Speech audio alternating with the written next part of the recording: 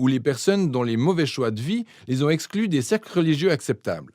Et Jésus dit que le royaume de Dieu est particulièrement une bonne nouvelle pour ces personnes. Après cela, Luc nous présente immédiatement une vaste série d'histoires démontrant ce qu'est la bonne nouvelle de Jésus pour les pauvres. Il s'agit notamment de la guérison d'une femme malade, alitée ou d'un homme atteint d'une maladie de peau ou d'une personne paralysée. Il y a aussi des histoires dont celle de Jésus accueillant dans sa communauté un collecteur d'impôts comme Lévi qui n'est pas pauvre financièrement mais est exclu de la société. Il y a une histoire où Jésus accorde le pardon à une prostituée. Luc nous montre comment le royaume de Jésus a permis de rétablir et de bouleverser complètement les conditions de vie du peuple. Il élargit le cercle de personnes appelées à découvrir le pouvoir de guérison du royaume de Dieu. Alors que la mission de Jésus attire de nombreux adeptes, il fait quelque chose d'encore plus provocateur.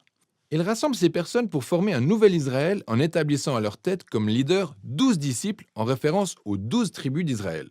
Et ensuite, Jésus détaille son manifeste d'un royaume inversé dans ce que Luc appelle le sermon dans la plaine.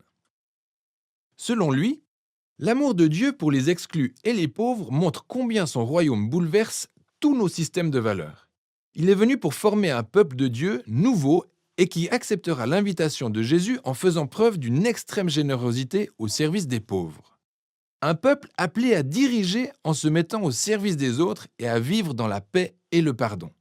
Un peuple profondément pieux, mais qui rejette l'hypocrisie religieuse. Le fait est que cette vision extrémiste du royaume de Jésus émane de l'autorité divine, et elle commence à provoquer résistance et controverse, en particulier chez les chefs religieux d'Israël. L'aide qu'il apporte aux personnes douteuses est une menace pour leur tradition religieuse et leur vision de la stabilité sociale. Et donc il commence à accuser Jésus de blasphémer contre Dieu, d'être un ivrogne et de se mêler aux pécheurs. Cette partie amène les disciples à une nouvelle révélation de la mission de Jésus. Il confirme être le roi messianique, et il démontrera son règne sur Israël en mourant à Jérusalem.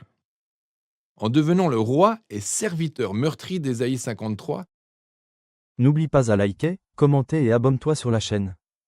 The Bible News. Your news.